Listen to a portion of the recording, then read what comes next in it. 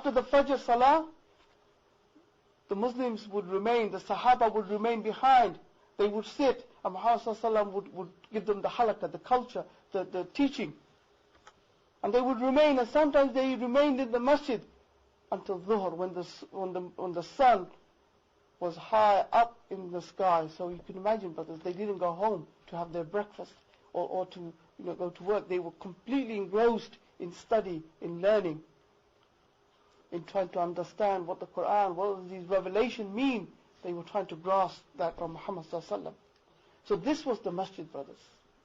And it was the masjid where there was an area for the poor and the needy. Food would be, dates would be hung on the wall. Bread would be left by those who are better off, would leave food for the miskeen, for the poor people to come and eat. It was also the hospital. When our Sahaba were injured in battle, where would they be brought back? They would be brought back to the masjid. And the masjid would be, a corner of the masjid would be the hospital, where they would be treated and looked after. The nikah, the marriages would take place in the masjid. And the social life, brothers, I talked about the social life. That the Sahaba, they would mingle, they would find out about each other, and the bonding. You know, we talk about the Sahaba, when we hear about the Sahaba, they were very close to each other. Every day they would meet at least 5 times a day in the masjid. They would greet each other, find out what they were doing. And they would exchange ideas, dawah. And in that place, they would meet visitors from faraway places, and their minds would be broadened. They would find out about places where Islam hasn't gone to yet. And some of them would think that I want to be the first one to get to that place. I want to take the dawah to that place. They would find out that there would be a certain, tribe which hasn't received dawah, Islam yet. Some Bedouins would come and say, look, Islam hasn't reached that place. So some of these Sahabas would hear about that in the masjid, and they would plan how to get there.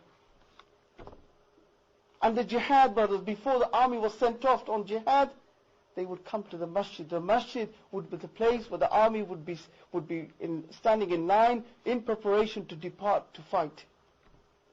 It was at the masjid that Muhammad ﷺ would give them encouragement, tell them about the akhirah, that the reward that waits for the martyrs, those who fight in the cause of Allah and are slain.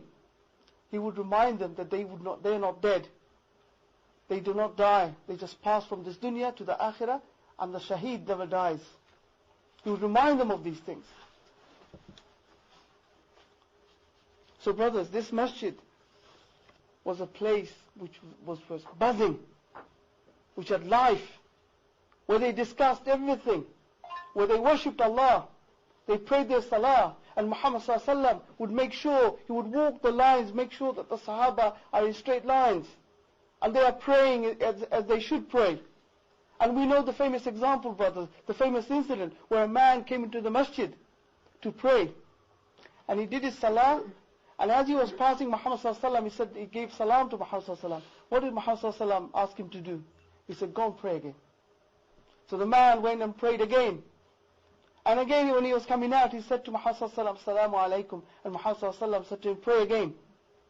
And the man went and prayed the 3rd time. And then he came again, and he was about to leave again. And he said to Muhammad ﷺ, Assalamu alaikum. As he was leaving, Muhammad ﷺ said, pray again. And the man said, Ya Rasulullah, I'm lost. I don't know what to do. Why was this? Because the man did not have khushu in his salah. He was too fast. His motions were too fast. He was reading too fast. His salah wasn't valid. This is why Muhammad ﷺ was telling him, go back and pray again. So this training, brothers, happened in the masjid. Because Muhammad ﷺ was observing people. He was training the Sahaba. He was culturing them, developing them into the best nation. And this all happened in the masjid. Not in some community center, not in some big conference hall, but in the masjid. Nowadays, brothers, if you want to hold a conference to talk about dawah, talk about the deen, talk about politics, you have to book a conference hall. You have to book a community center. You can't do that in the masjid. Our masjids are not for that. How far we have strayed, brothers. How far we have gone away. And brothers, the youth, yourselves, when Muhammad ﷺ used to pray, Hassan and Hussein, used to get on his back, and they used to ride him like a horse. And he would not get up from sujood until they got off his back. Today what happens when you take your little brothers to the masjid? What do people say? Why did you bring them? Why did you bring them to the masjid? Oh, hang on. They'll say, hold on. Don't start the prayer yet. These kids, come on, you go to the back, right to the corner. Go home. So where is this generation, where is the next generation going to learn about the salah, learn about the masjid? As we know, brothers, the social life of the Muslim should revolve around the masjid. Our masjid should be our youth club. It should be there we mingle. This is where we learn the good adab, the good manners. We learn the Quran at that place. We learn our politics in that place. We learn our fiqh, our usul, the tajweed of the Quran. We learn all of that in the masjid. Shouldn't be elsewhere, brothers. And the youth should be invited to come to the masjid. So brothers, the building of the community happens in the masjid. And the Prophet ﷺ, he organized the community around the masjid. He organized it. And he demanded that every Muslim should attend the masjid. And he said that if you pray on your own, you get a certain amount of reward. But if you pray in the masjid, in the jama'ah, how many times more reward do you get, brothers? 27 times more reward. That's a bargain, if you ask me.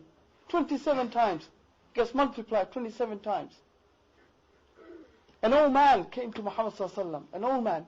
He lived far away from the masjid, Masjid al-Nabawi. And he asked permission from Muhammad ﷺ. He said, Ya Rasulullah, can I miss Fajr and Isha at the masjid? I'll pray at home because I live far away, I'm old, I can't come to the masjid. Muhammad ﷺ asked him, can you hear the adhan from your place? He said, yes. Then he responded, then he demanded that even if you have to crawl to the masjid, you come and attend it. Even if you have to crawl. Why was he stressing this point, brothers? Because this is the place where the Muslims congregate. This is where our life centers around. So come, don't detach yourself from the jama'ah. And don't lose the reward. Why lose the reward? 27 times reward. And when one day, brothers, Muhammad ﷺ, the adhan went, and Muhammad ﷺ looked around the masjid, and there weren't many people. And then Muhammad ﷺ said that, he said, I would have left someone here to lead the salah, and I would have left the masjid and gone to those people who haven't come to the masjid, and I would have burnt their house, blazed their houses. So brothers, it's stressed strongly that we attend the jama'ah, we attend the masjid, because this is where our community is. We shouldn't abandon the masjid to our elderly uncles and our grandfathers. Masjid is for everyone, especially for the youth. And finally, brothers, I think I'm running over a bit. The youth, brothers. Muhammad ﷺ, this is narrated by Imam Tirmidhi and Imam Hakim on the authority of Aisha radiallahu anha, who said that the Messenger ﷺ used to provide Hassan and Hussein with the pulpit, like a stand in the masjid, where they used to recite poetry, and they used to blast the kuffar. Young Hassan and Hussein, they were allowed to stand in the masjid, they were given a platform to train, to learn to speak in public gatherings, to make them leaders.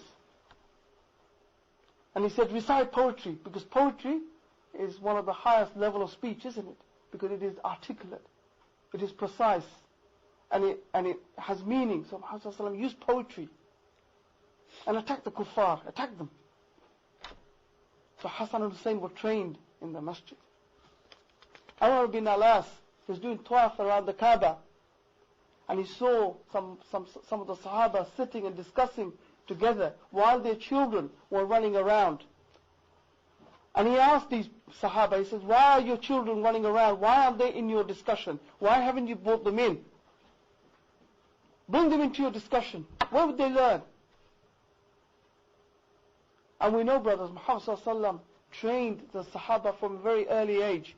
This thing, I'm still 18, or I'm still at school, or I'm still at uni. I'm not ready yet.